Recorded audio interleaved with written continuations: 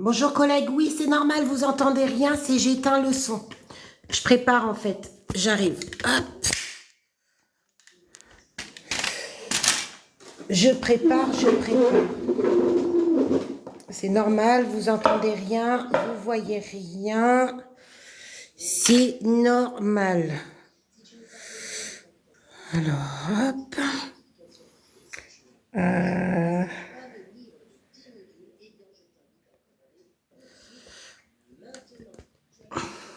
Comment je fais?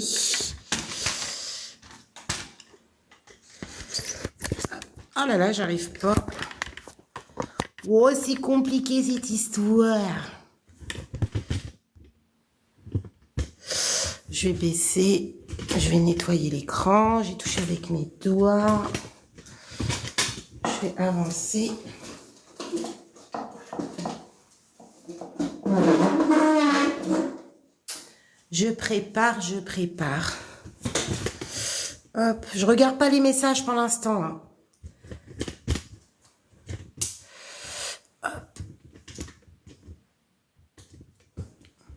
Je sais pas, j'ai l'impression que c'est à travers. Là, est-ce que vous m'entendez? Ça va? Attendez, je vais juste essuyer un peu. Est-ce que vous m'entendez là? C'est bon? Coucou tout le monde.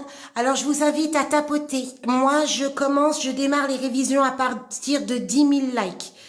S'il n'y a pas les 10 000 likes, je fais pas de révision. C'est la seule chose que je vous demande pour lancer le live et pour éviter que ça bug. Je vous demande simplement de tapoter. C'est tout ce que je vous demande. Hop. Allez-y les collègues. Ça, je vais le détruquer. Là. Ensuite, ça.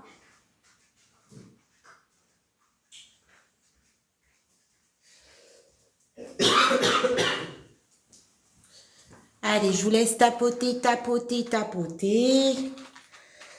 Hop. Et je vais me prendre les mouchoirs parce que je vais avoir le nez qui va couler. Hop. Ça, c'est OK. Coucou merveille. Alors, je vais partager au groupe aussi.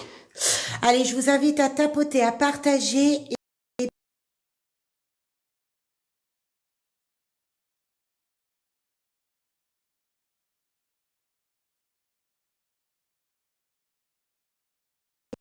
Voilà.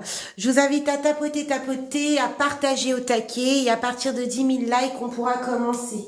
J'ai allumé mes huiles essentielles. Voilà. Je range mon bordel. Je vais me faire un thé. En attendant.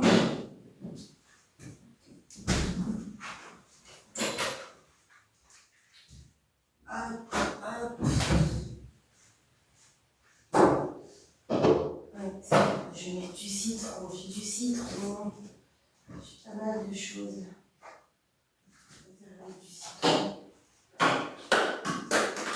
Oh là là, ça y est, il commence à faire froid, on tombe malade. C'est le bordel.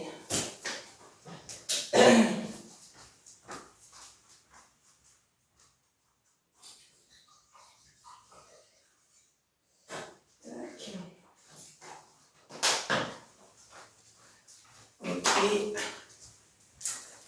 Mes mouchoirs, ils sont là. Ma tablette, elle est où? Elle est où ma tablette? Elle est là. Allez, coucou Vivi, comment vas-tu? Comment tu vas? Coucou Aya, coucou Femme Pacifique, coucou Vanessa, merci pour le cœur Vanessa. Coucou Merveille. Comment vous allez? Bonjour, est-ce que ça va? Je voulais te dire que j'ai eu mon module 3, 4 aux urgences en projet de soins 16 et 17. Waouh, félicitations Vanessa. Coucou Christine, coucou Naya. Coucou Assis, coucou Mariam. Ah, coucou Mariam, j'ai été diplômée hier. Merci pour ton aide, au plaisir. Félicitations collègue, bravo, bravo, bravo, bravo. Coucou Letty, comment vas-tu? Est-ce que quelqu'un peut m'aider pour la rédaction du module 8? Tu as plein d'exemples de rédaction, tu as des vidéos où je t'explique par rapport au module 8, n'hésite pas, sur YouTube. C'est sur YouTube que vous allez trouver le maximum de contenu de révision. Vous avez plus de 500 vidéos sur le nouveau référentiel aide-soignant. Voilà, vous avez des cours synthétisés, des cas cliniques, des replays live de révision. D'ailleurs, c'est grâce à ce support-là de YouTube qu'on va voir, du coup, on va travailler aujourd'hui le module 2. Donc le bloc, alors j'ai mis bloc 2, je me suis gourée, mais c'est le module 2. Alors je suis malade. Je fais ce live parce que ça fait longtemps que je l'ai pas fait. Mais après l'otite, j'ai le Covid. Donc voilà, on va essayer de... Voilà, donc là déjà ça commence bien. J'ai marqué bloc 2 alors que c'est le bloc 1. Ça commence bien l'histoire. Le coco, le Covid, il nous a rejoint, dites donc. Merci, t'es la meilleure. Non, bravo à vous, félicitations à tous les nouveaux diplômés. Bonsoir Annie, comment vas-tu? Coucou Christelle. Y a qui encore? Merci, au plaisir, merci à toi Mariam. Coucou Marie, comment vas-tu? Oh ma pauvre, pas terrible tout ça. Ouais, non mais ça va. C'est juste que déjà je suis sourde.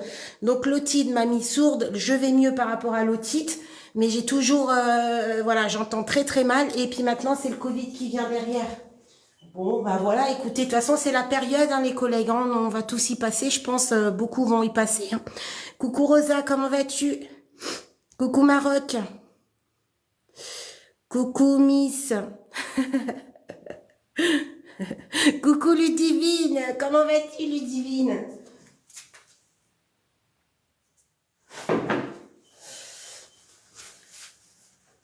Ça va bien, ok. Ça va la sagesse? Allez, je vous invite à tapoter. Pour commencer, on commence à 10 000 likes, les collègues. Ça, c'est l'exigence qu'il y a sur cette chaîne. Coucou Héloïse, je suis auxiliaire de vie. Bienvenue Victor. Bienvenue. Merci beaucoup Vivi. Alors aujourd'hui, je suis en rose. J'ai essayé de faire, voilà, de trouver un vêtement en rose. On est au mois d'octobre. D'accord? Octobre, ça vous dit quoi, ça, le rose, là? Est-ce que vous vous rappelez, c'est quoi? Pourquoi on se met en rose le mois d'octobre? C'est pourquoi? C'est pour quelle lutte?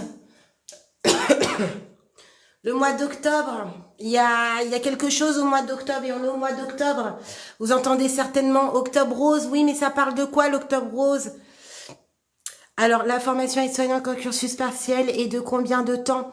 Bah, ça dépend combien de modules tu as passé. Ouais, le cancer du sein. Les collègues, faites attention à ça, s'il vous plaît. On fait super attention à ça. Vous êtes des soignants, vous êtes des aides-soignants. Pour certains d'entre vous, vous travaillez la nuit. Vous êtes sujet à ça. Vous faites attention chaque jour. Vous essayez de vous palper. C'est hyper important. Les seins, en dessous des aisselles, tout le bras. C'est hyper important parce que plus tôt c'est déclaré, mieux ce sera pour pouvoir... du coup, voilà, de mettre des traitements en place et de guérir. Plus tard, on a les signes, enfin, plus tard, on a connaissance de ça, et moins c'est plus c'est compliqué après de le traiter. Donc, octobre rose, on fait très attention à ça. Voilà pourquoi je me suis mise en rose aujourd'hui. Alors, j'ai essayé de faire de l'effort, j'ai pas trouvé plus. Honnêtement, compliqué. 11 cas, allez. Aujourd'hui, on va travailler, comme je vous ai dit, sur le module 2. Ici, bloc 2, vous mettez de côté, c'est moi, faute de frappe. En fait, c'est bloc 1, module 2. On aura des mini-cas et il va falloir être attentif. Je vous invite à prendre une feuille, un stylo, d'être vigilant. Je vais essayer de faire du mieux que je peux. J'ai mal au crâne, mais voilà, ce qui est bien, c'est qu'il y a la vidéo qui est enregistrée, donc il y a les questions, les réponses. Je vais mettre à un moment donné sur pause pour que vous ayez le temps d'interagir et donner votre réponse. Si vous avez des difficultés, ce n'est pas grave. Si vous voyez entre-temps le live et que ça coupe pour diverses raisons, parce que vous êtes occupé ou quoi, c'est pas grave parce que vous avez du coup la vidéo sur YouTube et vous allez avoir le live en replay sur YouTube aussi. Donc voilà, donc on va commencer. Dès que vous êtes prêts, vous mettez OK. Je vous invite à prendre une feuille, un stylo et surtout de quoi boire. Attendez, j'ai mon autre petit bout là.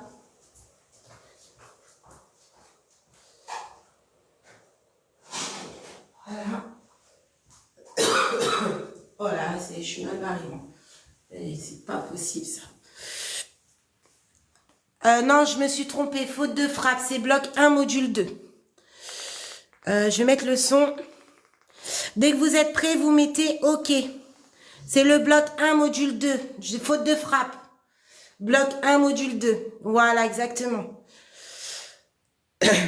Allez, je veux des OK là. Alors, il y a qui est OK? Maroc est OK. Merveille est OK. Il y a qui est OK? On démarre le live de révision. Alors, c'est tout ce qui est les éventuels risques. Risque de maltraitance, risque de dénutrition, risque. C'est tout ce que tu mets en place par rapport au risque. OK, OK Victor, OK Mélanie, OK la sagesse, OK, OK Lina, OK, OK Nel, OK. On commence, c'est parti. C'est bon, Et la pub. Avec mon imprimé léopard, hyper mode et hyper stylé, à seulement 19,99 €. Ah bah voilà, enfin un bon plan qui me parle. Distri Center, vive la mode libre.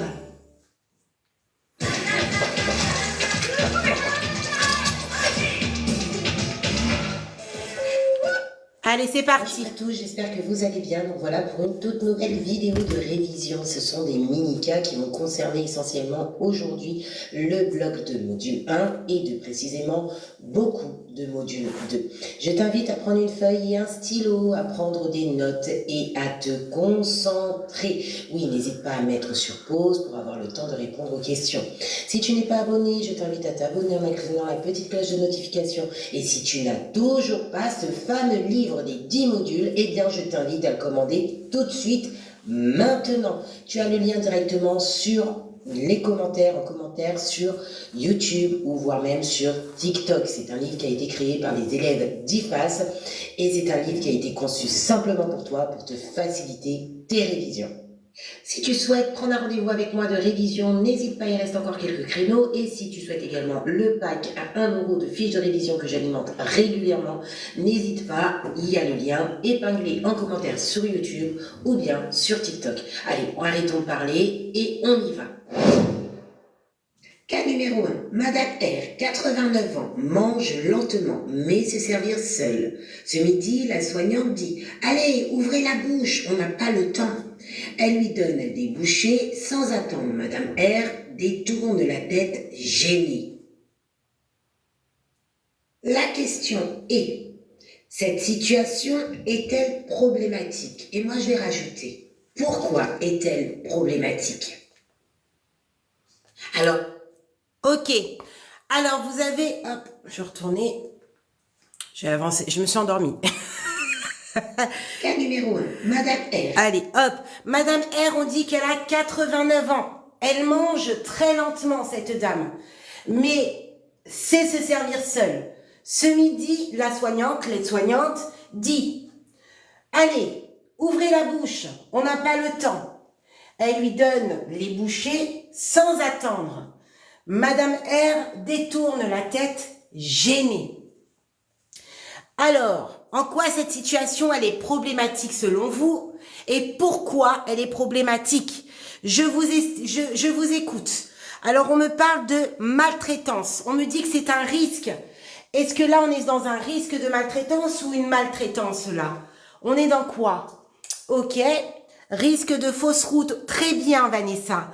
Et de la maltraitance envers madame. Alors, on parle d'un risque de maltraitance ou bien une maltraitance. C'est pas pareil. Risque, ça veut dire que ce n'est pas arrivé. Par contre, la maltraitance, quand on dit c'est une maltraitance, c'est arrivé. Là, on dit bien que l'aide-soignant, la soignante dit clairement, allez, ouvrez la bouche, on n'a pas le temps. Et elle lui donne des bouchées. D'accord? Donc, exactement, là, c'est une maltraitance. Est-ce que cette maltraitance est-elle volontaire ou involontaire? Est-ce que cette maltraitance est volontaire ou involontaire? Risque de fausse route et la maltraitance. Très bien. Ben, la soignante dit, on n'a pas le temps. C'est de la maltraitance. C'est de la maltraitance volontaire. Alors, il y en a qui me disent volontaire, involontaire. Ok. Ok. Alors, l'aide-soignante dit elle a pas le temps. Est-ce que l'aide-soignante, face à cette situation, par rapport au timing, eh bien, elle est contrainte? Ou bien, elle peut dire non malgré le temps et prendre le temps de la résidente, même s'il n'y a pas le temps. Est-ce que, attention à ce qu'on dit là, il n'y a pas le temps par rapport, voilà, Madame R, elle prend du temps pour manger, mais est-ce que c'est de la maltraitance qui est due à l'aide-soignante, ou on dira peut-être de l'institutionnel? Risque d'estime de soi, très très bien. Elle doit prendre le temps, elle doit prendre le temps. Faute professionnelle. Alors c'est une faute professionnelle par rapport à l'aide-soignante ou de l'établissement selon vous là?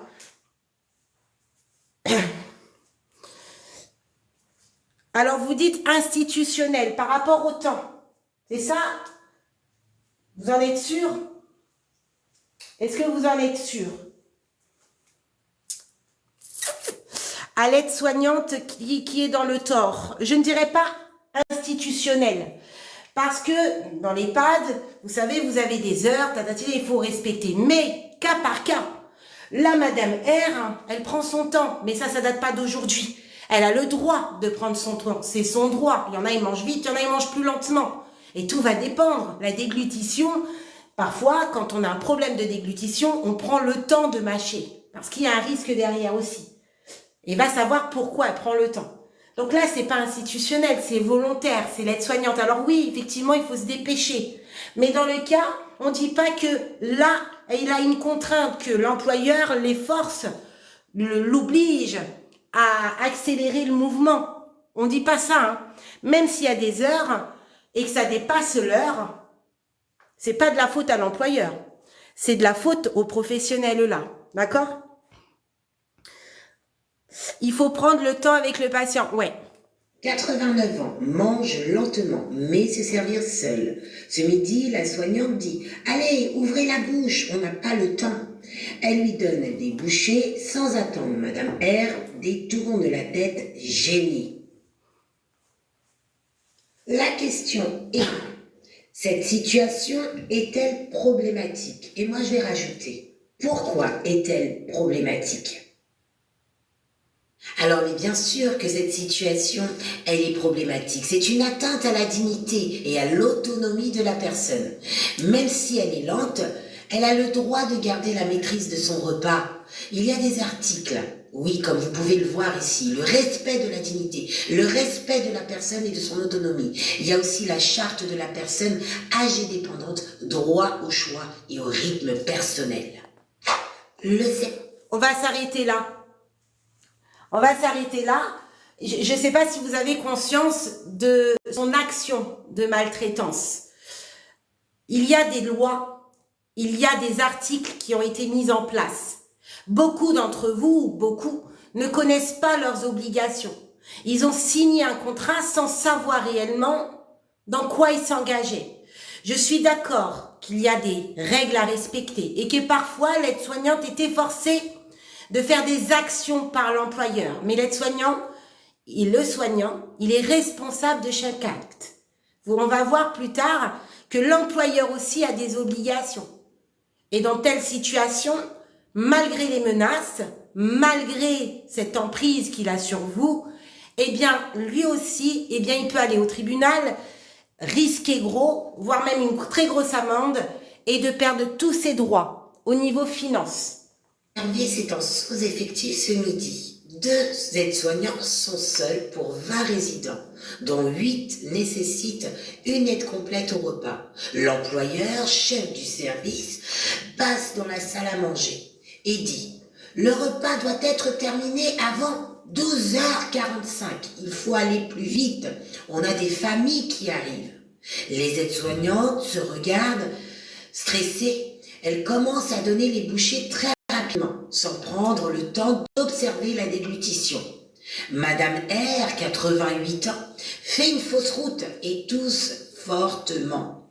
Une soignante dit alors « Voilà, c'est à cause du temps qu'on n'a plus. » Je répète, Le service est en sous-effectif ce midi.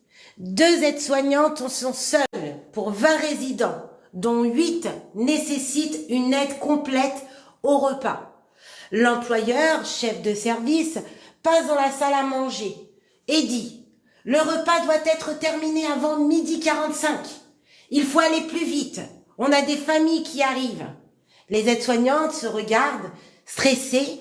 Elles commencent à donner des bouchées très rapidement, sans prendre le temps d'observer la déglutition. Madame R, 88 ans, fait une fausse route. Et tous. Ok. Qu'est-ce que vous en pensez avant de voir les questions d'après? Par rapport à cette situation, qu'est-ce que vous en pensez? L'employeur force clairement les aides-soignants à aller plus vite.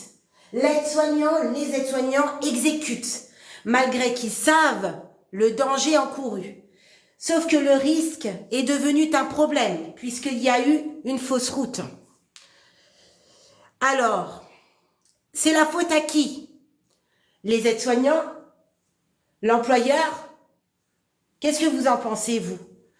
Elle ne doit pas écouter l'employeur. Alors dis-moi, Eton, pourquoi tu penses que elle ne doit pas écouter l'employeur? Je vais faire un sondage ici. Alors attendez. Je vais faire un sondage ici.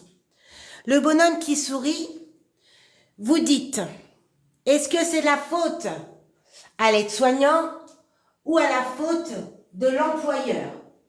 Petit bonhomme qui sourit, aide-soignant. Le petit bonhomme qui pleure, employeur. Et si vous pensez que c'est les deux, vous écrivez les deux. Petit bonhomme qui sourit, l'aide-soignante est en tort.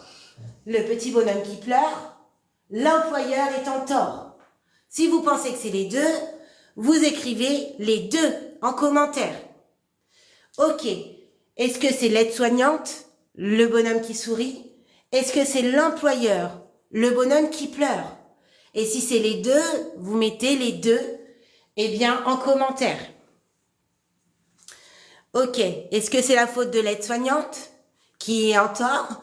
Ou bien l'employeur, le bonhomme qui pleure? Si c'est les deux, vous mettez les deux. Ouais. Ok. Eh bien, c'est un peu mitigé tout ça. Les deux sont responsables de la fausse route de Madame R. Mais attention, qui est-ce qui a exécuté? L'employeur ou l'aide-soignant? C'est l'aide-soignant.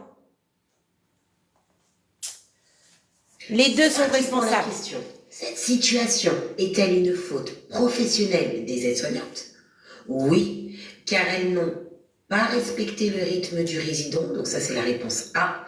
Réponse B, non, car elles obéissent à l'ordre du supérieur. Réponse C, oui, mais la responsabilité est partagée entre employeurs et aides-soignants. Laquelle des réponses? Réponse A, réponse B ou la réponse C? Et bien évidemment, il faut le justifier. Attention, donc c'est la réponse C, mais restez vigilants à ce que je vais vous dire. Les aides-soignants, les soignants ont une responsabilité qu'on dit individuelle. Chaque acte mené, ils en sont responsables. Mais attention, la répression hiérarchique constitue ce qu'on dit une faute organisationnelle de l'employeur. La hiérarchie ne peut pas imposer une cadence contraire à la bienveillance. On va rester sur ce cas, puisque ce cas, il est réaliste. Et la question va être, quels sont les droits du patient qui n'ont pas été respectés? Petit A, le droit à la dignité. Le petit B, le droit à la sécurité et au confort. Le petit C, le droit au respect de son intimité et de son autonomie. Alors, vous dites quoi par rapport à la situation qu'on a vue? Tu veux sortir? Non? Bon bah écoute, tu m'embêtes pas, je suis en live, hein? Ok, face à la situation qu'on vient de voir, quels sont les droits qui ont été pas respectés? Le droit à la dignité, petit A, le droit à la sécurité et au confort, petit b, le droit au respect de son rythme et de son autonomie, petit c. Alors, je vous écoute. On a, alors, Eton qui dit le B. Donc, B, le droit à la sécurité et au confort. Et le petit C, le droit au respect de son rythme. OK? On a du AC, on a du A.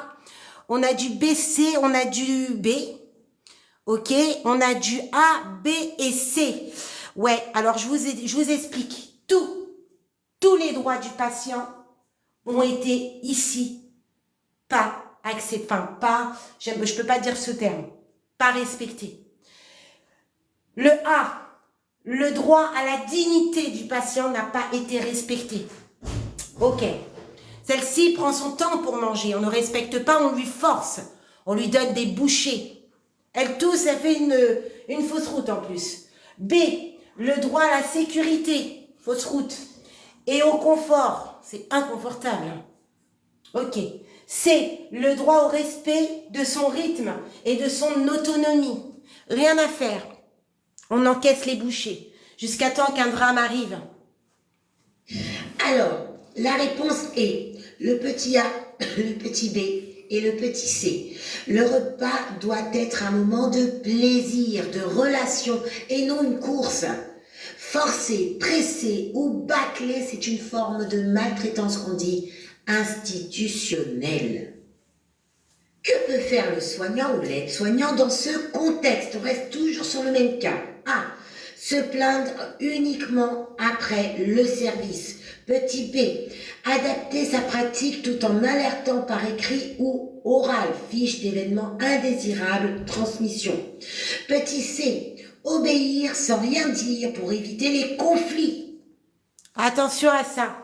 Face à la situation où on a une aide-soignante qui force un patient qui prend son temps pour manger parce qu'il n'y a pas le temps, que par rapport à l'employeur qui le force, que peut faire le soignant dans ce contexte? Le petit A, se plaindre uniquement après le service. Ça veut dire qu'elle fait ce que l'employeur lui demande.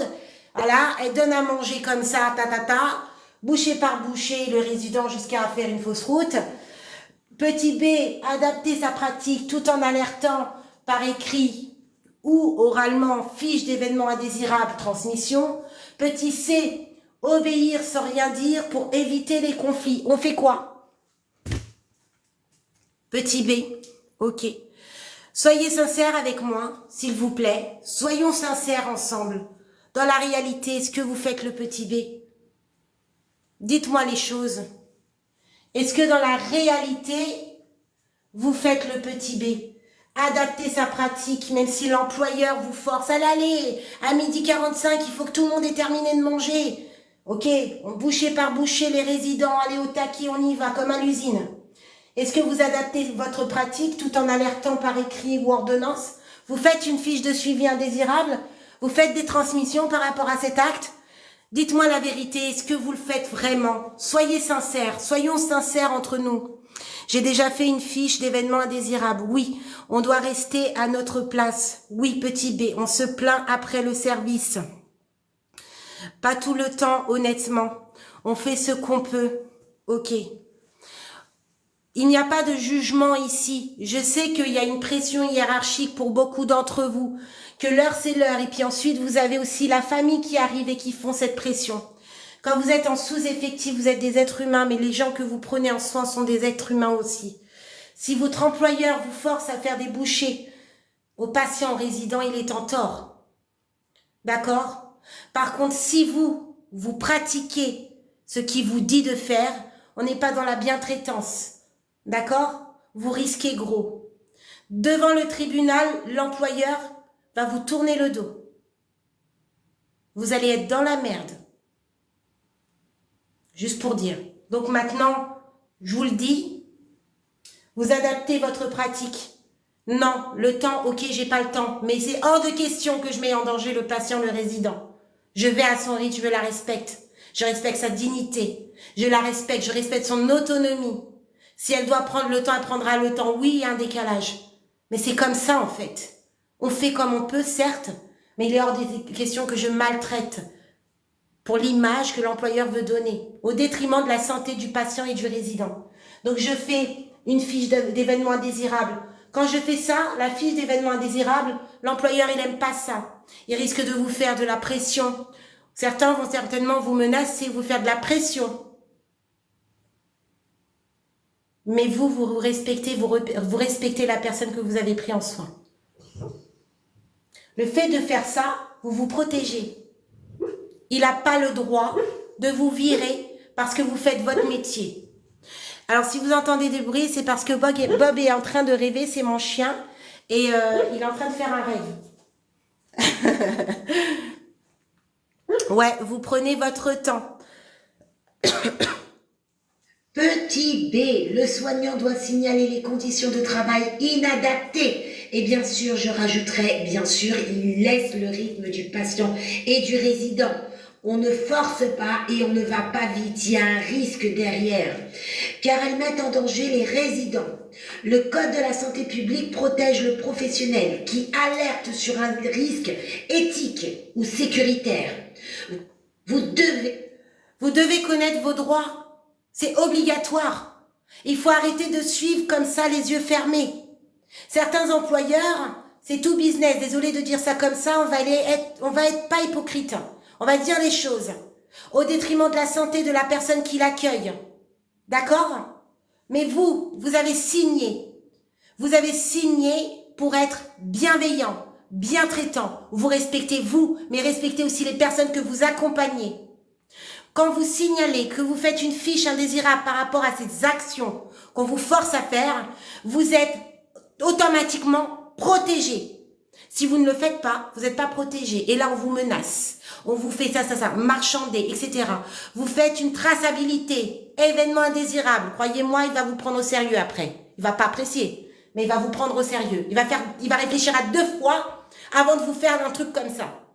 Oui, vous êtes protégé par le Code de la santé publique protégé. Donc, il protège les professionnels qui alertent sur un risque éthique ou sécuritaire. Il faut connaître vos droits, les collègues. Signaler, même mettre une traçabilité en transmission, même si on vous fait la pression, car vous êtes protégé, même sous menace. Et oui, beaucoup d'employeurs ne m'apprécient pas pour ça, tout simplement parce que j'informe les gens, les aides-soignants, les soignants de leurs droits et également des patients. Alors je vais vous sortir les articles, vous avez 2 articles et une charte que vous allez garder précieusement, qui va concerner le soignant qui exerce dans le respect de la vie, de la personne et de sa dignité. Si vous vous opposez à ça et que vous mettez une transmission, vous êtes protégé, même sous menace. L'autre article va concerner le soignant doit refuser tout acte contraire à la sécurité du patient, même demandé par un supérieur. Attention à ça.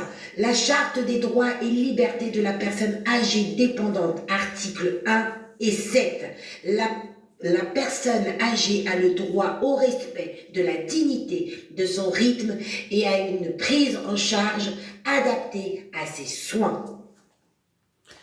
Ah, les collègues, cette vidéo, elle sera disponible sur ma chaîne YouTube. Je vous invite à garder précieusement tous les articles de loi. Si votre employeur vous fait la pression pour mener un acte de maltraitance ou autre, vous lui sortez ça en lettres recommandées à lui et plus haut. Comme ça, ils sont tous au courant. Vous ne faites pas de bruit dans les couloirs, on s'en fout du blabla dans les couloirs entre collègues en salle de pause. Vous prenez en soin des patients, des résidents. Ça ne sert à rien d'aboyer dans les couloirs. Je suis désolée de parler comme ça, mais parce que ça devient très grave en ce moment.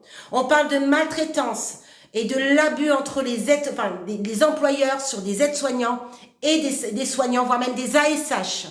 On connaît ses droits. On connaît ses droits. On sait pourquoi on a signé le contrat. On sait pour qui on travaille. D'accord? Et vous marquez ces articles. Il n'est pas content, il vous fait la pression, vous lui faites ça en lettres recommandées et vous signalez au plus haut en même temps. La dimension de l'éthique, c'est pour ça que vous avez signé votre contrat. Le soignant, l'aide-soignant est responsable de ses actes. Oui, même sous pression. Même si votre employeur vous fait des menaces ou il insiste, vous menez l'acte, vous êtes responsable. Il doit savoir dire non. Vous devez savoir dire non. Et c'est votre devoir. à un ordre contraire à la bientraitance et documenter la situation.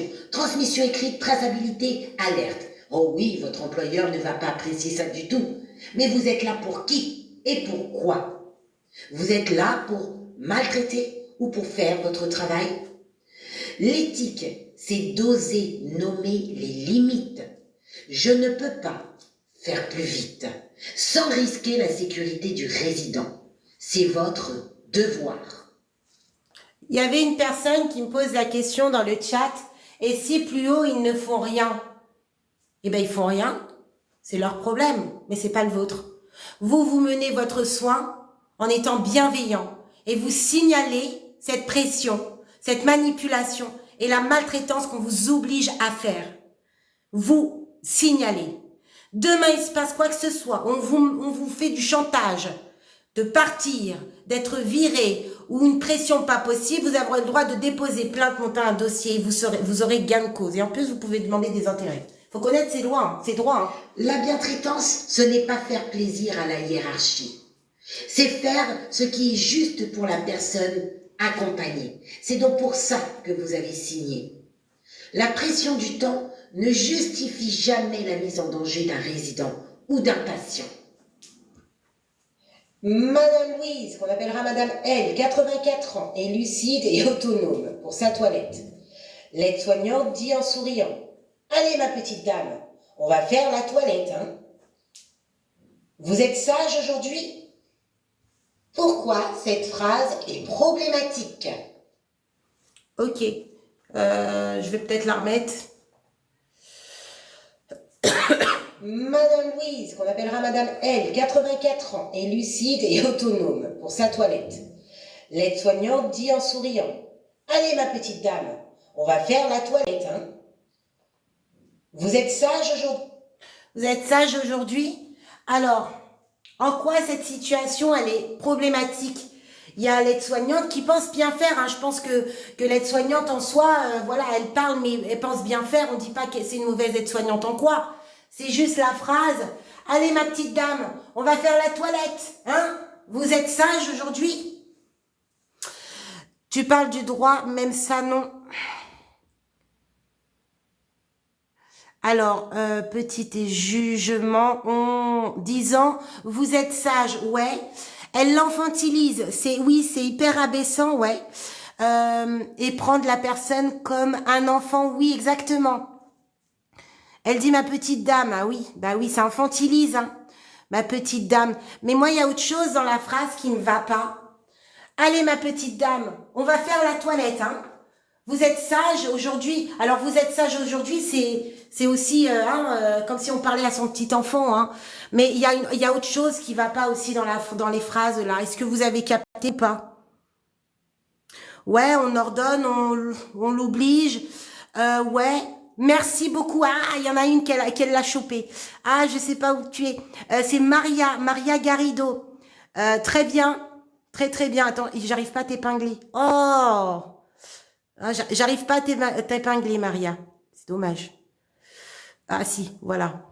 Moi, ce qui me dérange, alors, il y a 3 problématiques, hein. Il y a 3 problématiques, hein. Ma petite dame, vous êtes sage aujourd'hui, hein, 2 problématiques, mais il y a aussi là, on va faire la toilette. Qui ça, on? Qui va faire la toilette? On va faire la toilette. Ça veut dire quoi, ça? Ça veut dire quoi, on va faire la toilette? Hein? Ah oui, c'est hyper problématique.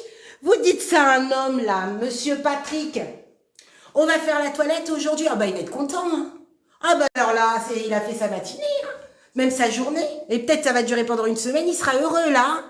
On va faire la toilette. Eh oui. Oui, il y a un gros problème. Donc ouais, c'est problématique tout ça. Ah bah oui, lui il va se frotter les yeux. Pourquoi cette phrase est problématique? Pourquoi cette phrase est problématique? Excusez-moi. Bah il y a la pub. Pourquoi tu rentres là chez toi? Ah bah il y a pub, hein, c'est YouTube. Hein. Bah ouais, on dit pas où, hein. On a pris la journée. Attends, j'ai baissé le son. Avec Excusez-moi, je me mouche en même temps. un employeur qui respecte vos horaires. Il n'y a rien, mais j'ai envie de me moucher, mais il n'y a rien dedans. Moi aussi j'y vais, hein. Rien dans le tuyau. j'ai réussi. Oui, je vais vous aider, je vais vous accompagner à faire la toilette. Vraiment? Je viens vous aider, oui, pour faire la toilette, ouais. Bon, j'ai des affaires. Attendez, je peux ignorer là. Eh bien, cette phrase est problématique parce qu'elle infantilise la personne. Les termes « ma petite dame » et « sage » renvoient à un vocabulaire de l'enfance. Cette dame a quand même 84 ans. Madame Louise est une adulte, une femme âgée qui mérite le même respect que tout adulte. On parle de valeur, la dignité, la reconnaissance de la personne comme sujet, pas comme un objet de soin. Attention, il y a une référence, il y a de l'article R 431 2-6-3 CSP qui signifie que le respect de la dignité et de la personnalité du patient doit être respecté. Respectez les collègues. Madame Renée, qu'on appellera Madame R, 91 ans, mange seule mais lentement. L'aide-soignante lui dit avec enthousiasme « Bravo, vous avez bien fini votre assiette, comme une grande !» Bon, là, c'était encore un petit exemple, hein. On y est aussi, hein. Hein? Je pense qu'on pense tous la même chose. Hein, l'aide-soignante qui dit « Bravo, vous avez bien fini votre assiette, comme une grande !» Non, mais sérieusement, 91 ans, tu parles comme ça? Non, mais sans déconner. Madame Renée, elle peut t'apprendre la vie, carrément. Et toi, tu es comme une grande. Mais c'est quoi ça? Est-ce que vous avez des exemples que vous avez pu entendre dans votre établissement ou dans votre carrière professionnelle, hein, votre parcours professionnel? Est-ce qu'il y a des phrases comme ça qui vous a choqué? Infantilisant, ouais. Mais c'est trop, oui, effectivement, c'est trop. Comme une grande n'est pas nécessaire, mais carrément. Carrément. Est-ce que vous avez comme ça des... C'est flou, pourquoi c'est flou comme ça? Voilà. Vous avez comment dire, des exemples de phrases que vous avez entendues? J'ai des collègues qui font l'avion avec les couverts. Ah ouais, bah alors ça c'est... Ma poupée, ah bah carrément. Ma bibi, oh bah alors là, on est bon, hein. Oui, oui. Ah ben tiens. Alors vous... Ah, j'ai pas vu. Attends. Mince. Alors vous vous asseyez ici et ne bougez plus. Alors là, on est vraiment dans une maltraitance là. Hein. Mangez, sinon vous ne verrez pas vos chiens aujourd'hui. Oh là, ça c'est de la grosse maltraitance ça. Hein. Ah oui, oui, oui. Hein. Ma petite dame tout le temps. Ah ça c'est horrible. Hein. On dit ma petite avec le nom de dame. Moi, j'ai entendu ça. Ouais, c'est régulier, ça. Hein. Oui, ici à Marseille, il y a beaucoup de ma chérie, ma star. Finis ton assiette, sinon t'auras pas de dessert. Non. Oh, carrément. Ma bichette. Oh là là. Ma bichette. Oh, bah, c'est courant, tu vois. Il y a Maria et puis il y a la vie aussi qui dit ma bichette. Alors, ils ont entendu. Malheureusement, beaucoup de personnes ne savent se comporter, mais c'est très grave. Hein. Le respect de nos aînés, ça commence par là déjà. Hein. Il faut respecter ces aînés-là. Ces personnes-là vous apprennent la vie. Hein. 91 ans, presque un siècle, ils vous apprennent la vie. Hein. C'est pas rien. Hein. Ma petite dame, ouais, c'est courant, ma petite dame.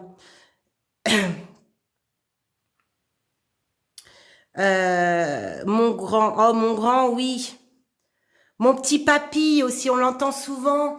Mon petit papy, puis il y en a un qui est très courant, alors surtout dans le rural, mon petit bichon. Mon petit bichon, non mais sérieux quoi. Mon poussin, aïe, j'étais ouf. Ah non, mais sans déconner quoi. Oh, ah ouais, le respect, hein. Ma petite Angèle, oh là là là là là là. C'est horrible, hein. C'est horrible. Toujours mon petit Pépé, mon René, c'est pas votre, c'est un être humain. Cet être humain n'appartient à personne. Il s'appartient à lui-même. Non, non, non. Et attendez, vous êtes qui? Vous êtes employé, vous n'êtes pas... Non, non, on fait attention à ce qu'on fait, hein. Selon vous, est-ce que cette phrase est-elle bienveillante? Bon, bah non, hein. Non, c'est absolument pas bienveillant. C'est une fausse bienveillance. Même si le ton est doux. les mots rabaissent. La personne a un niveau d'enfant. La bienveillance, c'est encourager avec respect. Vous avez bien mangé? C'est très bien, Madame Renée. Valeur atteinte, la dignité verbale et reconnaissance en tant qu'adulte. Tu es aide-soignante dans un EHPAD. Ce midi, tu fais la tournée des repas avec ta collègue Sabrina, diplômée depuis quelques mois. Pendant que tu accompagnes Monsieur Durand. Stop. Les TikTokers,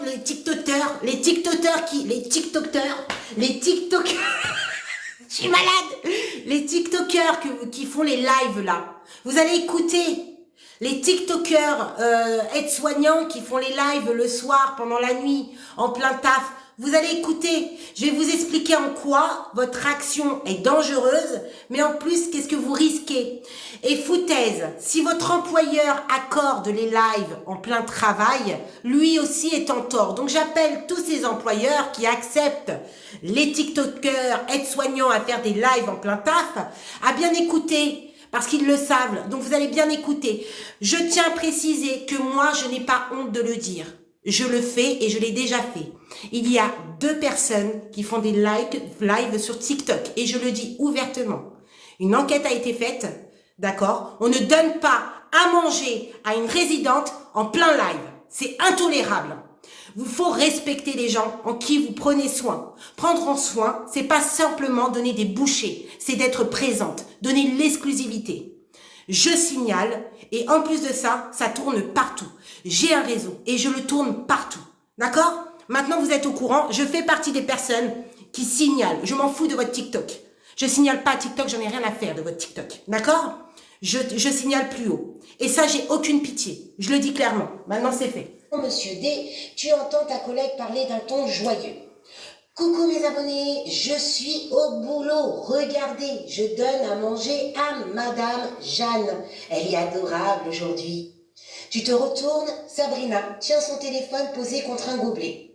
Elle ne montre pas le visage de la résidente, mais on entend sa voix et on voit le plateau repas avec le prénom Jeanne écrit sur l'affiche. La blouse et le gadget de Sabrina sont visibles. Madame Jeanne la regarde un peu confuse. Le live compte une 50aine de spectateurs.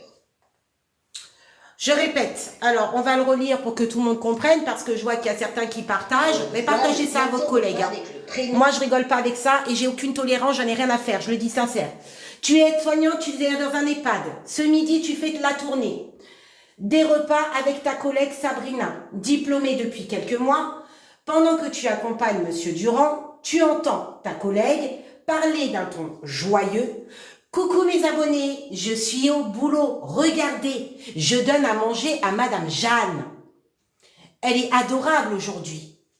Tu te retournes, Sabrina tient son téléphone posé contre un gobelet.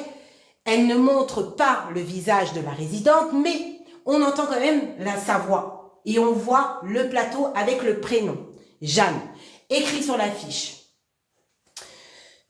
Je rigole pas. Je le dis, c'est pour ça que j'ai fait ce cas-là. Je rigole pas du tout avec ça. Jeanne, écrit sur l'affiche. La blouse et le gadget de Sabrina sont visibles. Madame Jeanne la regarde un peu confuse. Le live compte une 50aine de spectateurs. Qu'observes-tu dans cette situation? Quelles valeurs professionnelles sont atteintes?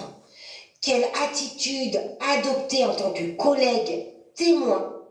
Quelles sont les obligations professionnelles en enjeu? Alors, je vous écoute. Eh bien, je vous...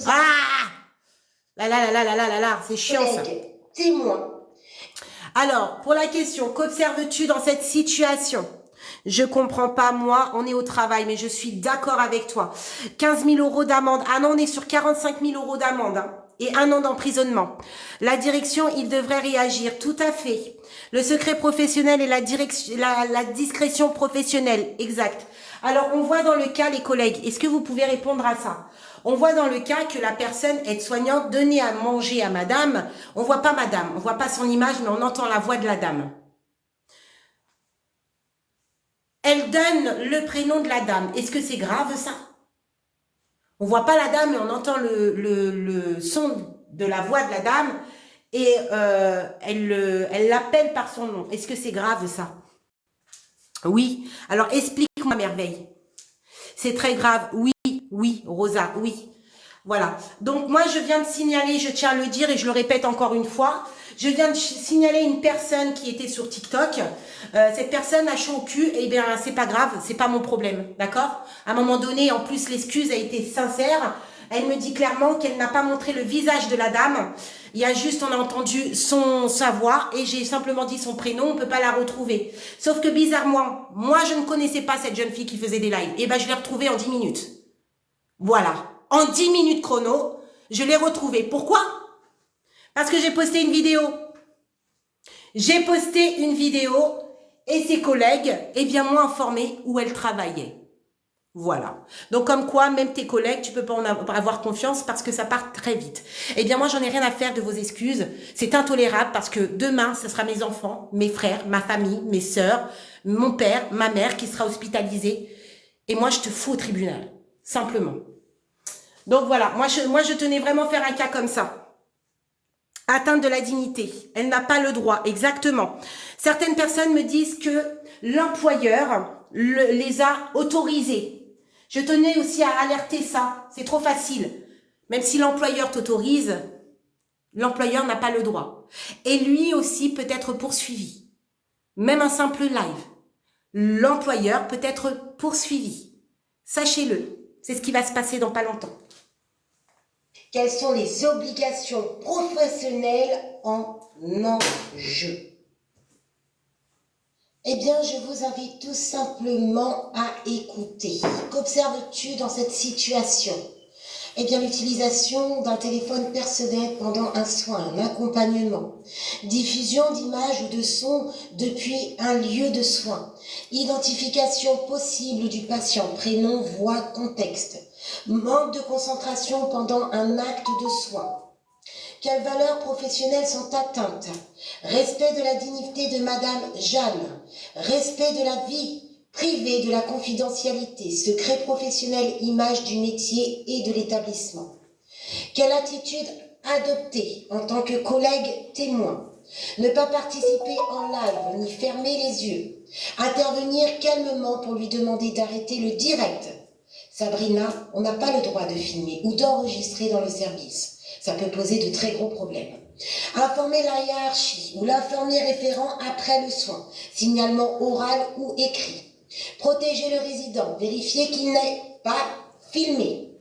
Le professionnel témoin a le devoir de signaler toute situation contrainte à la déontologie. Je répète, le soignant qui a vu cette action, il est obligé de le signaler. C'est une obligation. Parce que s'il ne le fait pas et qu'il a vu, il est complice. À la sécurité du patient. Il y a bien sûr des lois qui doivent être respectées. Et je vous ai mis du coup les différents articles concernant le secret professionnel, le respect de la dignité, le devoir de réserve, la responsabilité individuelle, l'obligation de signalement. Quel risque pour la collègue? Disciplinaire. Oui, avertissement, suspension, voire licenciement pour faute grave.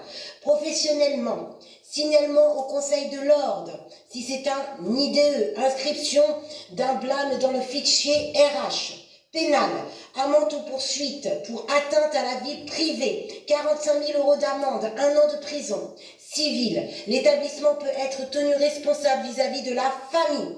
C'est pour ça que quand vous dites « mon patron est au courant, il l'autorise », eh bien sachez que même le patron peut être poursuivi si la famille le souhaite.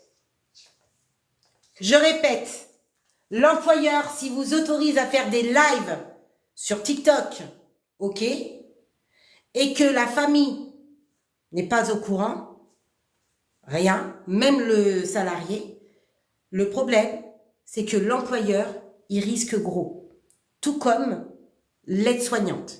Donc, quand l'employeur vous dit « oui, je t'autorise », il risque gros.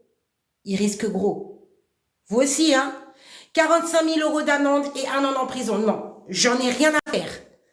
Ça, c'est une chose, je ne pardonne pas. Tu peux dire ce que tu veux après, oui, mais tu comprends, je m'en fous. 45 000 €, 1 an d'emprisonnement. D'accord? Et la famille peut aller très très loin. Moi, je fais partie des familles, je suis très judiciaire. Moi, je m'en fous. Ça, ce genre de choses, je tolère pas. D'ailleurs, les deux nanas, ça, je vais pas les lâcher. Le risque pour l'employeur qui autorise ou tolère des lives TikTok en établissement de santé lors du travail. Eh bien, atteinte à la vie privée et au secret professionnel. Même sans montrer le visage, le simple fait de filmer ou d'enregistrer un lieu de soins peut révéler des informations indirectes. Voix, son de machine, appel patient, prénom visible sur les plateaux, badge, chambre, etc. Ces éléments rendent l'établissement et les patients identifiables. Risque, violation du secret professionnel, article R 4312-6-4 CSP. Atteinte à la vie privée, article 9 Code civil et article 226-6-1 Code pénal. Responsabilité pénale de l'employeur engagé s'il a autorisé ou laissé faire. Peine jusqu'à 45 000 € d'amende et 1 an d'emprisonnement.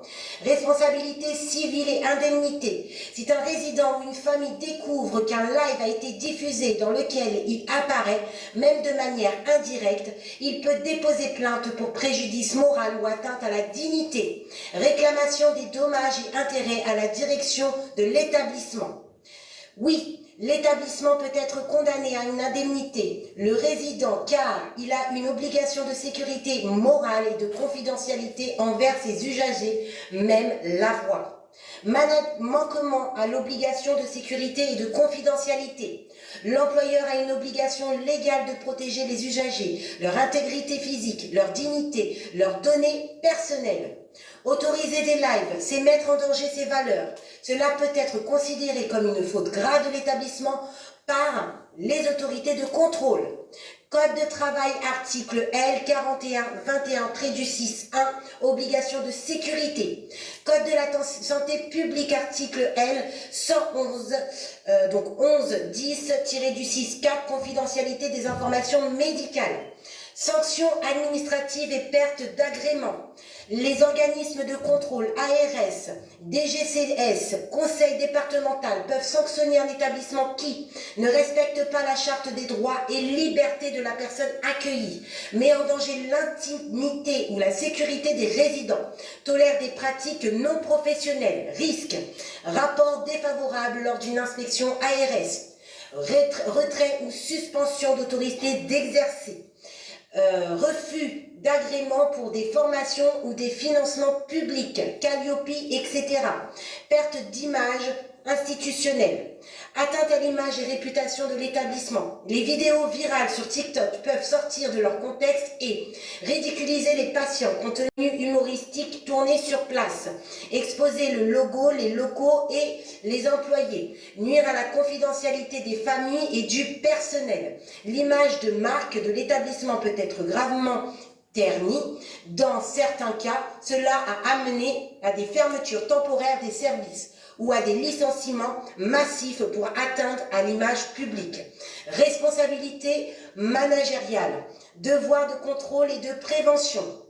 L'employeur doit rappeler régulièrement les règles de confidentialité et d'usage du téléphone, interdire formellement l'usage des réseaux sociaux pendant les soins, prévoir des sanctions internes en cas d'infraction. S'il ne le fait pas, il est considéré comme complice par négligence ou défaillant dans sa mission de contrôle. Voilà, bah la pub elle est arrivée, tant mieux, parce que là j'en pouvais plus de m'écouter. C'est pas bien, mais moi j'en pouvais plus des articles. Bon, vous avez compris, c'est très grave. Même si l'employeur autorise cela, il risque des grosses sanctions. Jusqu'à maintenant, les TikTok live, c'est devenu une banalité. Moi, je trouve pas ça drôle. Hein. Certaines personnes, quand on leur dit vous êtes en train de faire de la maltraitance, vous ne respectez pas le patient, le résident, ils voient pas le problème. Sauf que le problème, il est présent. Hein. Il faut pas que ça rentre dans les mœurs. Si vous voyez vos collègues faire ça, il faut signaler. Si votre employeur autorise cela, et ben vous lui présentez tous ces articles-là. Ils sont vrais, ils sont fiables. Et ça va lui faire peur. Voilà, ça va lui faire peur. Parce que lui, il a des devoirs, des obligations surtout. Et ces obligations ne sont pas respectées quand il vous autorise à faire des lives en plein travail. Donc, on fait attention à ça. J'adore ce que tu as dit. D'écouter. Ah, je peux plus, moi. Je peux plus m'écouter. Donc, on va passer à ça. Donc, voilà. On avait terminé sur ça, en fait, je crois. On avait terminé sur ça. Regardez ma grosse ganache. Alors, je crois que même ce jour-là, j'étais malade en plus. Je suis tout le temps malade, moi. C'est un truc de fou. Hein. Ok. Je vais retourner l'écran. Je vais retourner l'écran pour que vous puissiez me voir. Alors, attendez. Hop. Je suis désolée, je suis malade. Hein. Je suis malade, complètement malade. Bon, j'espère que vraiment, ça vous a pas fait flipper, ça. Mais moi, je rigole pas avec ça. Donc, si vous faites des lives, bah, sachez que, voilà. Moi, je tolère pas ce genre d'attitude. Ça, c'est pas possible pour moi. Je tolère pas ce genre d'attitude. Alors, je vais retourner ça. Alors, hop. Pourquoi ça ne veut pas? Je sais pas pourquoi ça ne veut pas. Alors, on va mettre comme ça. Alors, détournage. Je pense que c'est bon. Détournage, j'ai dit. Je sais pas si... Oh, mais c'est pas pratique. Mais moi, je suis nulle, quoi. Voilà. Je crois que c'est bon. Attendez, je vais juste... Coucou. Vous me voyez? Pour le filtre, laissez tomber le filtre. Désolée. J'ai chaud, j'ai froid, j'ai...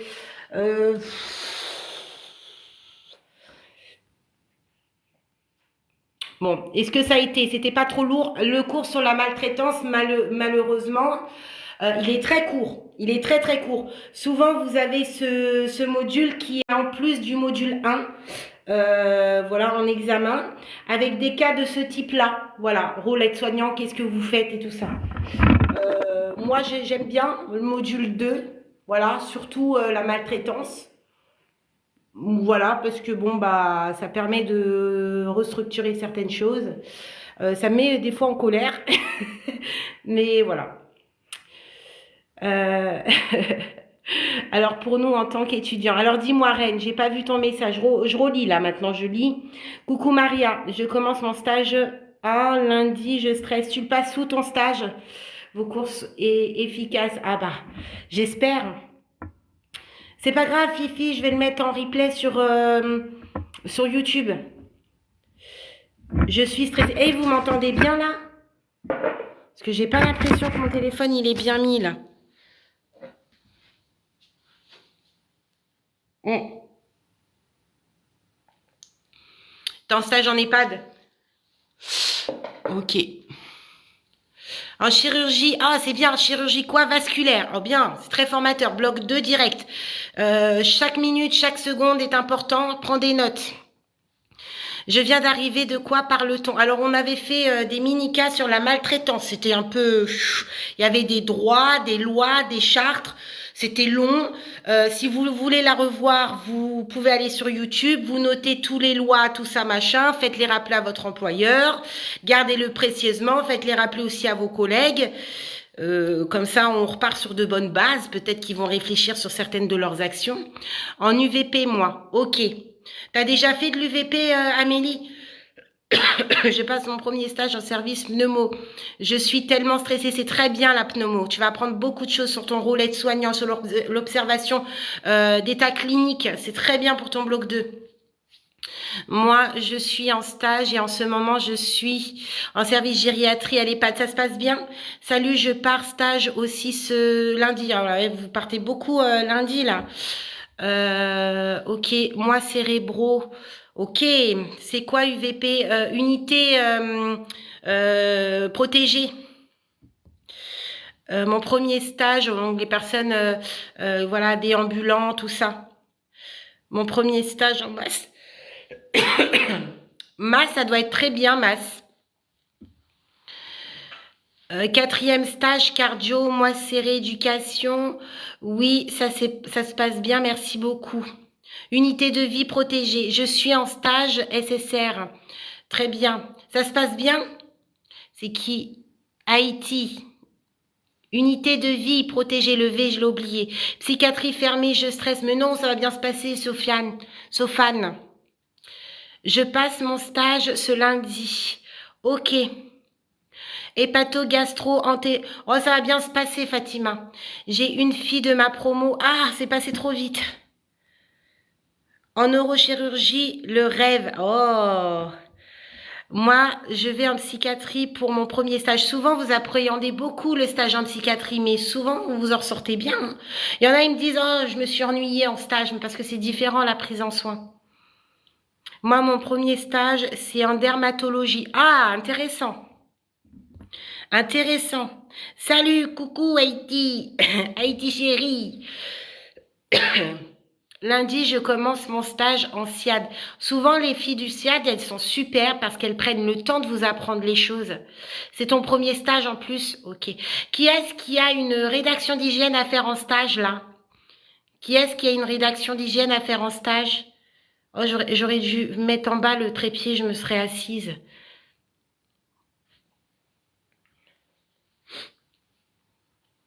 Je commence mon stage le 13 octobre au SIAD.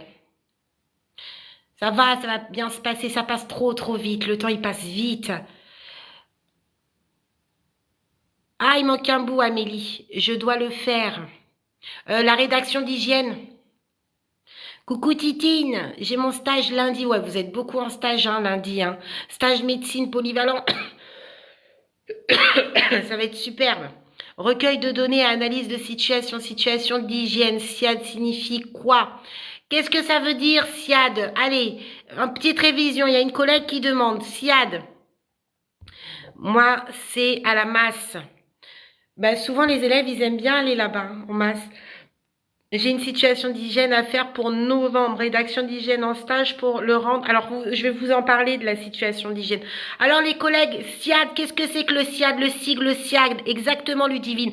Service de soins infirmiers à domicile. En plus, tu as ça dans ta situation, il me semble. Donc, les aides-soignants travaillent au SIAD. La différence du SAD, c'est les auxiliaires de vie qui y travaillent. Très bien. Oui, alors la rédaction d'hygiène, pour ceux qui ont le module 8 à faire en stage sur la rédaction d'hygiène, dès le début, moi je vous invite à le mettre en objectif de stage, ça. Je vous invite, comme ça vous pouvez organiser avec votre tuteur une journée, une matinée ou une après-midi pour faire votre situation en fait, pour faire l'action. Alors moi je vous invite à prendre un petit cahier, le jour où vous allez exercer cette situation, de noter point par point. Parce que dans votre situation d'hygiène, il faut noter chaque chose que vous allez faire. J'ai pris la lingette bleue pliée en 4 faces, pré-imprégné de détergent désinfectant. J'ai commencé à nettoyer du plus haut au plus bas, du plus loin au plus sale, du plus propre au plus sale. Voyez, vous allez tout détailler. J'ai lavé en goudis, j'ai ouvert la fenêtre, j'ai fait ci, j'ai fait ça. Vous allez tout détailler. Donc le jour où vous allez faire cette situation-là, vous allez noter chaque point fait, réalisé. Si vous faites ça, vous allez avoir une longueur d'avance dans votre rédaction. Souvent, on vous donne une trame. Donc, vous faites en fonction de la trame que votre établissement vous donne. La trame est composée d'une, coucou Joanie, d'une introduction, d'une première partie, deuxième partie et d'une conclusion. Parfois, vous avez le questionnement ou autre. L'introduction, elle doit être brève. Elle doit tout simplement détailler le plan que vous allez énumérer après. Du style, actuellement, élève aide-soignante en IFAS, tatati tatata. J'effectue un stage de 5 semaines, du tatata au tatata. Durant ce stage, je dois relever une situation d'hygiène en lien avec le module 8. J'ouvre les guillemets. Je mets l'intitulé du module 8. La situation choisie est, j'ouvre les guillemets, et je mets le titre. Dans un premier temps, je vous ferai part des lieux ainsi que la description choisie et dans un second temps, je vous ferai part de mon analyse en m'appuyant sur les aspects théoriques vus en cours. Ça veut dire que votre première partie fait référence, donc le premier temps fait référence à votre première partie et du coup, le deuxième temps fait référence à la deuxième partie. Je sais même plus comment je parle, je sais même pas si c'est logique ce que je dis. Bref, en tout cas, je continue. Donc, une fois que vous avez fait l'introduction, elle est faite, vous allez mettre première partie, vous allez surligner petit 1, description des lieux, petit A ou petit 1 comme vous voulez, vous surlignez, tac, et vous décrivez les lieux. Du style dans l'établissement de stage tel voilà masse ou je ne sais pas quoi, nous avons combien de lits disponibles, etc., une unité ou autre. Nous avons une équipe pluridisciplinaire qui est une ASH, une AS, une diététicienne, une cadre de santé, etc., etc. En gros, c'est ça. Ensuite, petit B, description de la situation, vous surlignez. Et là, vous commencez à écrire. Nous sommes il est telle heure. Et là, vous rédigez toute votre situation. Je fais ci, je fais ça. Et il faut répondre à la règle de QQO-QCP. Voilà, ça c'est tout souvent vous avez cette trame-là. Une fois que vous avez décrit ça, l'analyse. Et en fait, c'est sur l'analyse, la deuxième partie, que tout va se jouer. C'est là qu'on va déterminer si on vous donne votre examen ou pas du tout. Je transpire, mais en même temps j'ai froid, c'est horrible. Je crois que j'ai de la fièvre. Et il n'y a rien qui sort d'un tuyau. C'est pas possible cette histoire. J'ai froid, j'ai chaud, j'ai froid, j'ai chaud. On va faire un cas sur moi. Ça c'est le module 8, Nawel.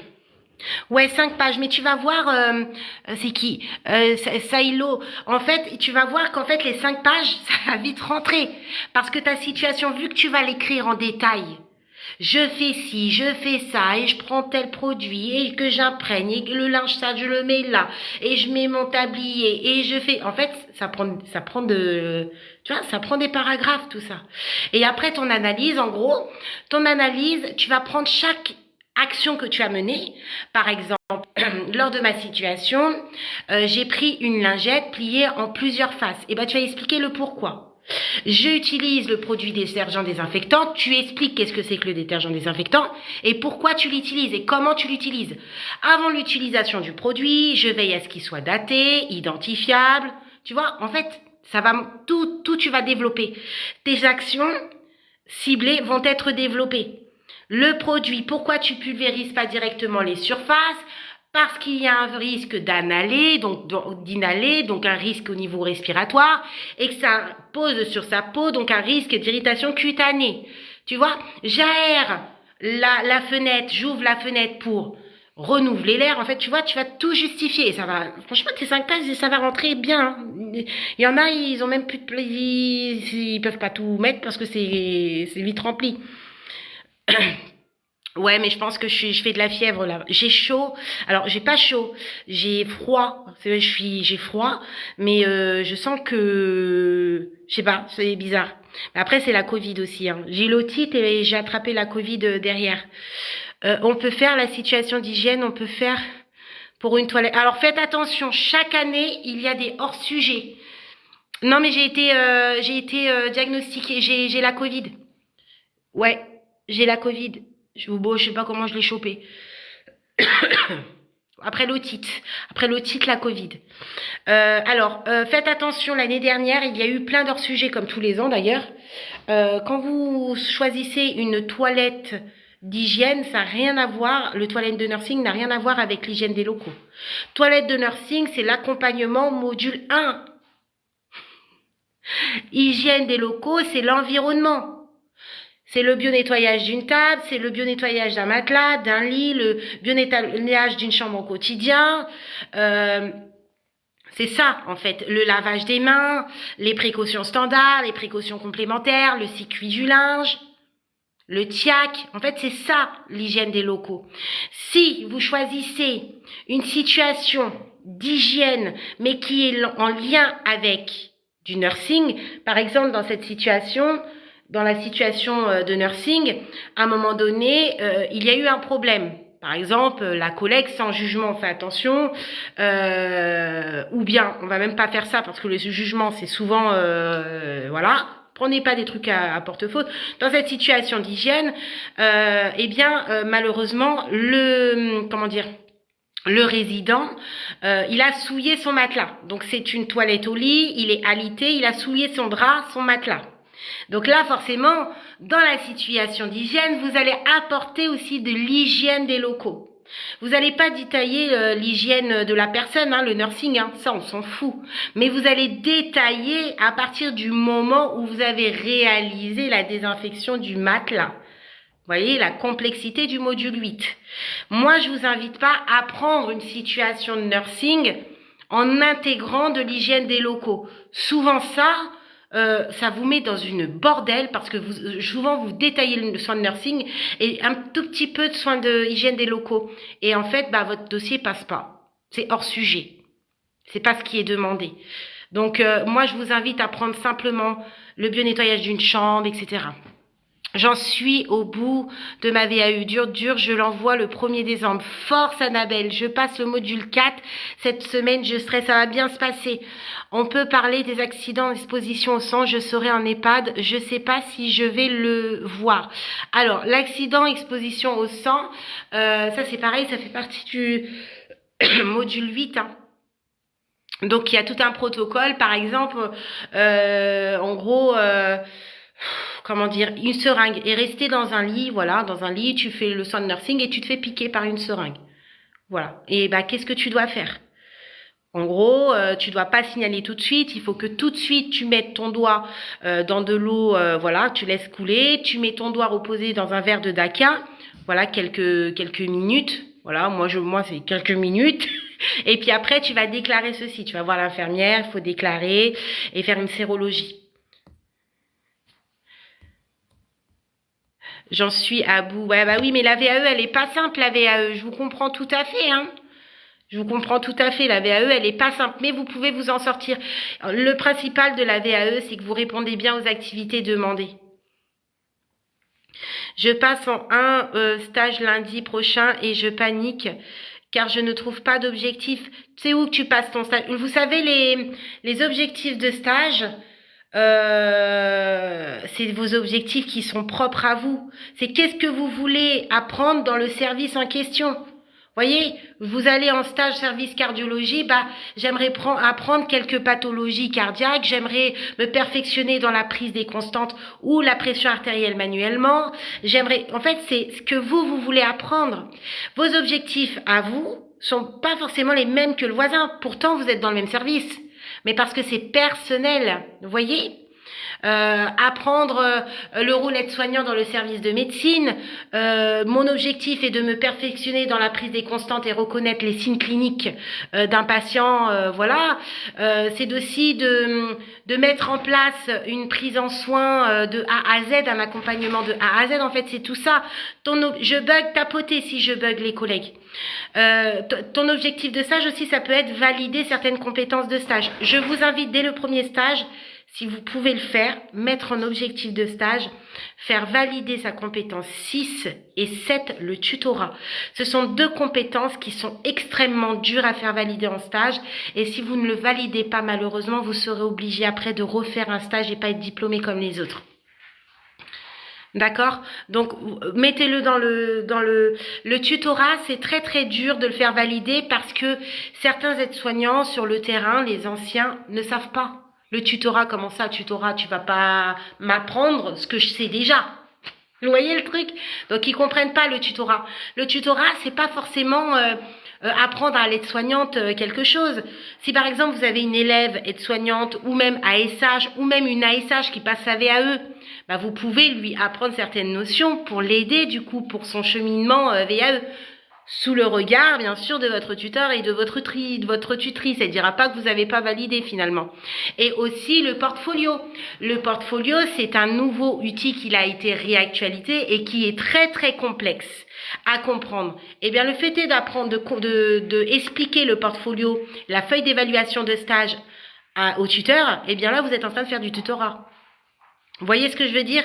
Donc, le tutorat... la compétence du tutorat, c'est former. Il faut accompagner accompagner le Jean. Un cauchemar, c'est hyper complexe. Mais voilà, le tutorat, en fait, c'est vous allez informer. Vous allez informer des choses que vous en avez conscience, vous avez appris en formation à l'autre. Par exemple, une élève stagiaire, vous apprenez tous les deux sous le regard de votre tuteur et de votre tutrice comment faire une pression artérielle manuellement. Par exemple, le tutorat pour la faire valider. Une personne, souvent en EHPAD, vous avez des personnes qui sont en VAE, et bien sous le regard de la tutrice, et bien informer la personne qui passe la VAE de certaines notions. Voilà, ça c'est un point stratégique. Alors, les raisonnements cliniques, en gros, c'est un cas, c'est ce qu'on vient de faire tout à l'heure, mais en petit. En gros, c'est une situation avec un patient ou un résident qui a des problématiques, des dépendances, et du coup, on met des moyens. On détecte les dépendances, on détecte les préventives, les problèmes, et on met des actions en place. Sur le 4e stage, si un seul c'est marqué tout en acquis et que les 3 autres c'est amélioré et acquis. Alors, au niveau des notations de compétences de stage, c'est très complexe à comprendre. En fait, vous avez des notes qui vont être divisées à la fin. Vous avez 3 notations normalement. Alors, le non acquis est fait référence à un 0. Le amélioré, c'est une moyenne. Et le acquis, c'est considéré comme l'entièreté des points. En fait, c'est ça. Si vous avez, par exemple, un stage, le premier stage, vous avez acquis sur une compétence et que le deuxième stage, vous avez 0, du coup, eh bien, vous allez avoir la moyenne puisque vous voyez, le premier, c'est tous les points. Le non acquis, c'est un 0. Donc, du coup, le fait est d'avoir un non acquis dans le deuxième stage sur cette compétence, eh bien, ça vous réduit la moyenne, la note que vous aviez eue en premier. L'objectif, alors, si vous avez 3 stages avec 3 compétences, vous risquez de pas réussir voilà, ça passera pas. Il faut au maximum que dans 2 stages, il y a des acquis. Au maximum, pour viser la moyenne.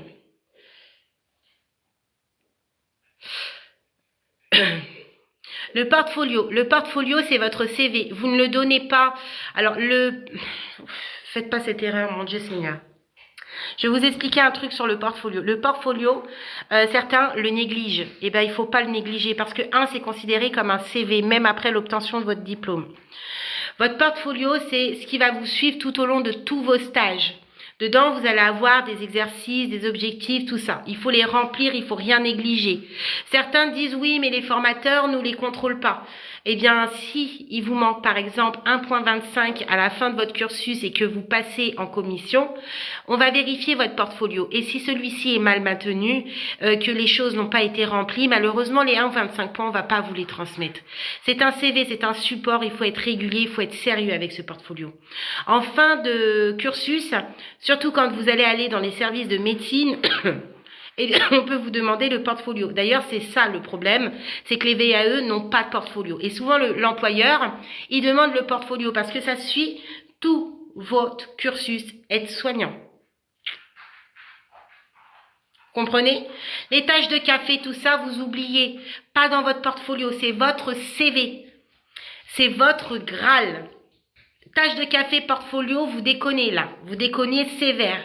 Comment le remplir? Eh bien, en fait, dans chaque stage, tu verras dans ton portfolio, il y a des choses à faire. Donc, il faut répondre à la consigne. Voilà.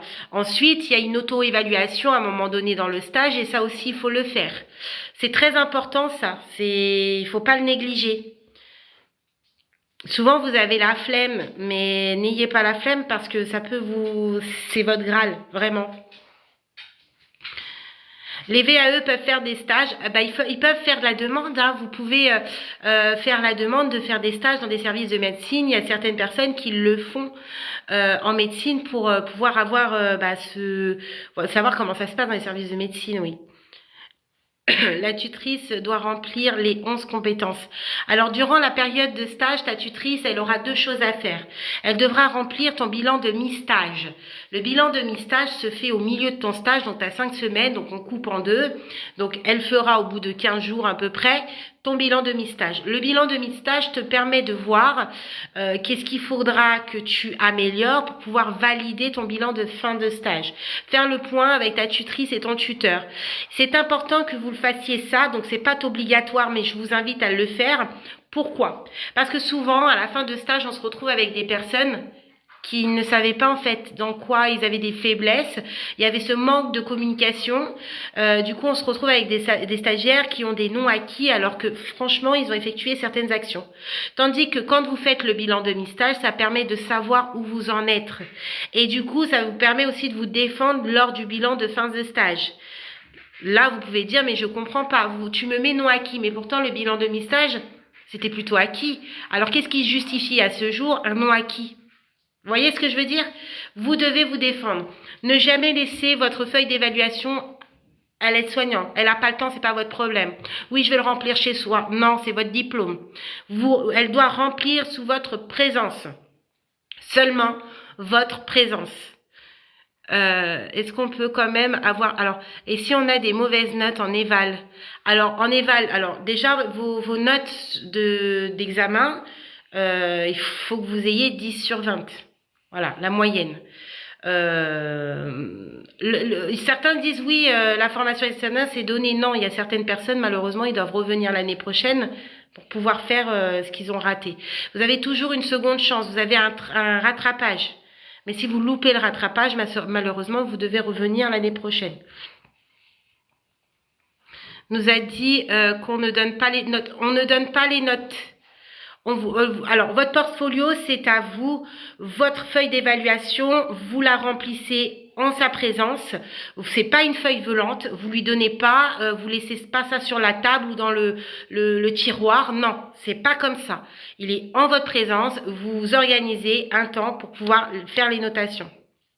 J'ai eu tous mes modules. Félicitations, Vanessa. Félicitations, collègues. Ça y est, diplômé.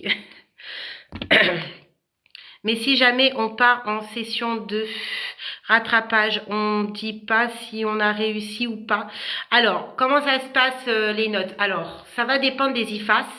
Depuis 1 an et demi, on a eu beaucoup de problèmes. Donc, il y a certains IFAS, ils donnent plus les notes. Ils donnent à la fin de l'année.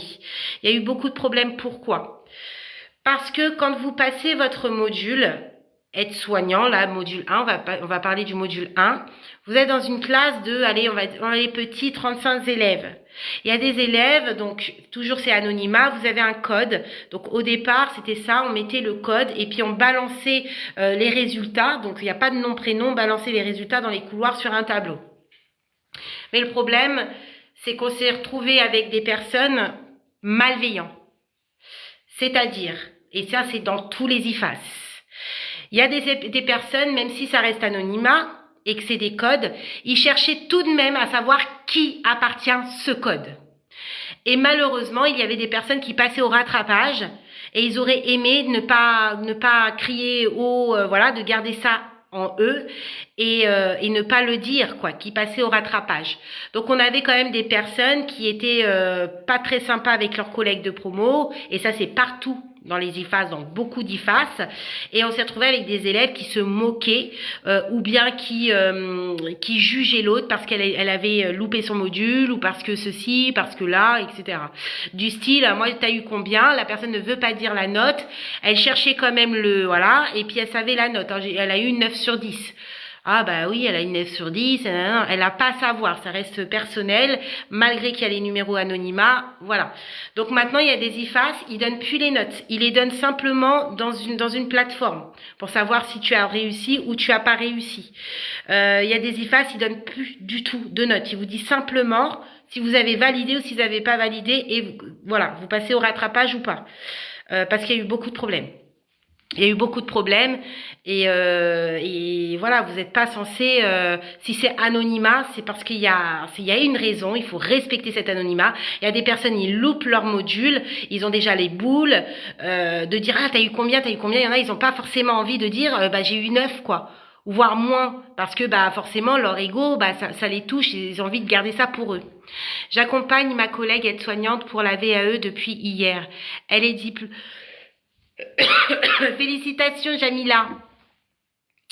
Notre IFAS, c'est intéressant, tu verras. Ouais, les IFAS sont super.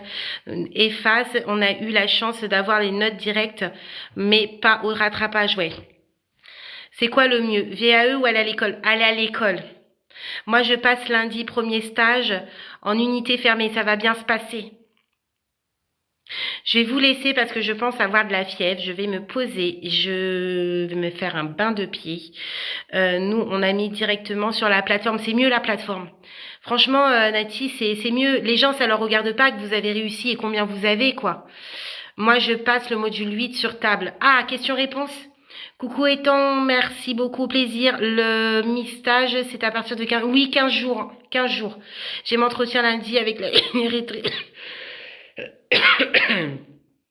à cause de ma sérologie, rien n'est perdu, rassure-moi. Qu'est-ce qu'ils t'ont dit, toi, ton IFAS, du coup, Manu? Et Tissem, bonne soirée, merci beaucoup à toi aussi, merci beaucoup Cathy, à bientôt. Moi en médecine, premier stage, c'est quoi les objectifs? Alors les objectifs en médecine, c'est en fonction de toi, qu'est-ce que tu aimerais connaître en médecine? Est-ce que tu aimerais te apprendre les paramètres vitaux? D'être à l'aise sur la manipulation du matériel des constantes? De collaborer, de voir la collaboration ou le rôle aide-soignant en médecine. C'est ça les objectifs. Mais les objectifs, les collègues, c'est vos objectifs propres. Tu sais, Catherine, tu peux être avec ta collègue aide-soignante dans le même service, en stage, et il se peut que ses objectifs soient complètement différents des tiens. Parce que elle, c'est elle, et toi, c'est toi. Je vous souhaite de passer une bonne soirée. Ce live sera enregistré directement sur YouTube. N'oubliez pas, c'est important de connaître ses obligations, mais également de connaître les droits. N'oubliez pas que même si vous avez signé un contrat avec votre employeur, il a aussi des obligations, et s'il vous menace, faites-lui rappeler des articles de loi, parce que vous êtes protégé pour ça. Et faites toujours un événement indésirable, même si celui-ci n'est pas content, lorsque vous voyez qu'il y a un dysfonctionnement ou de la maltraitance institutionnelle, parce que effectivement vous aussi vous souffrez de maltraitance en faisant de la maltraitance même involontaire, donc on fait très attention à soi. Et les lives TikTok, les collègues, moi je vous le dis sincèrement, je fais partie des personnes qui signalent, pas à TikTok parce que je m'en fous royal que vous ayez ou pas un compte.